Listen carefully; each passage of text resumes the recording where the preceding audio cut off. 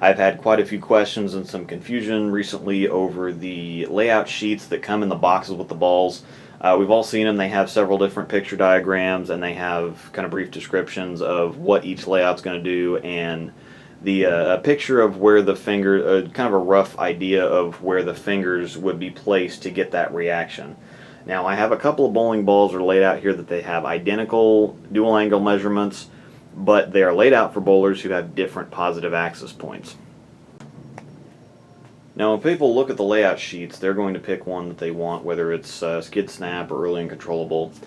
And they are going to come in and they're going to show the Pro Shop operator. They will say, this is the layout, this is how I want the ball to react, and this is where this sheet says to put the fingers. Now, the problem with that is that these layout sheets are created, or specifically the picture diagrams are created kind of on a generalization of kind of an average positive axis point measurement.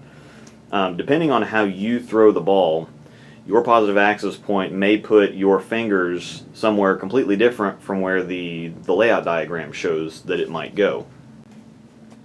Now, when you go to lay out a ball, what you'll do is you'll put the layout measurements on the ball first to find where your positive axis point is going to be, and then you will measure backwards in a sense to find out where the fingers actually go.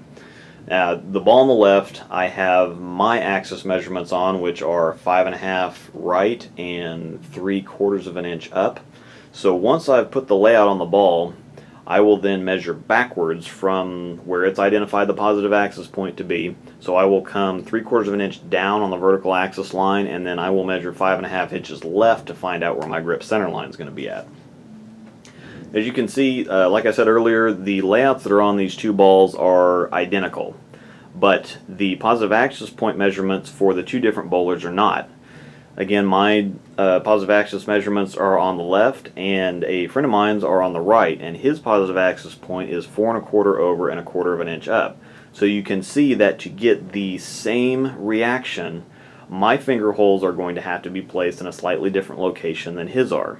So when you're looking at one of these layout sheets and you see that they have the picture of where the finger holes go, that's just kind of again a generalization of where, just kind of to get a picture in your head of what it might possibly look like.